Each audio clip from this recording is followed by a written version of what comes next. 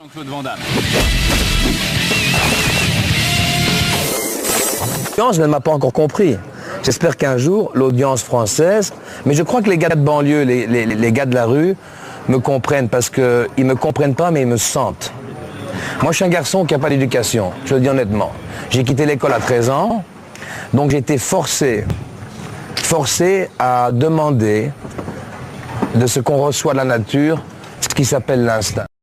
On a vu que ces ouvertures temporelles dans le futur nous permettaient d'avoir les bonnes intuitions, enfin d'avoir des intuitions, des instincts, mais c'est aussi valable pour toutes nos pensées. J'ai été un jour dans cette émission d'Ardisson à la con et j'ai essayé d'expliquer en très vite pour les gars de banlieue, les gars qui n'ont pas d'éducation comme moi, comment réussir. Bon, je parlais de molécules et tous ces conneries-là, mais en vérité, le corps fonctionne à une certaine vitesse. Et c'est la vitesse de la pensée, qui est la vitesse la plus rapide au monde.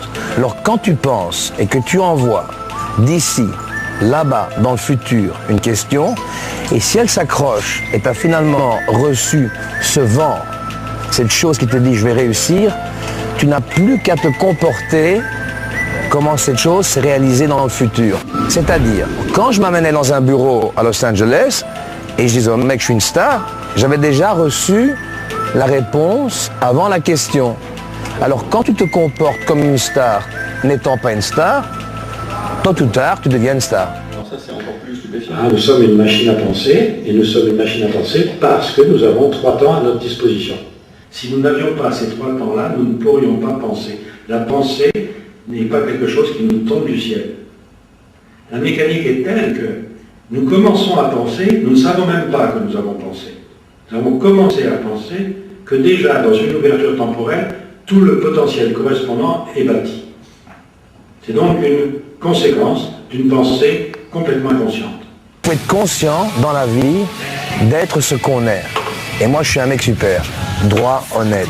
J'ai mes problèmes, j'ai mes engueulades, parfois je déconne, mais au moins je suis conscient que je suis un mec qui est bien et qui veut réussir et qui a réussi. Et si tout le monde pense comme ça, il y a moins de problèmes dans la vie.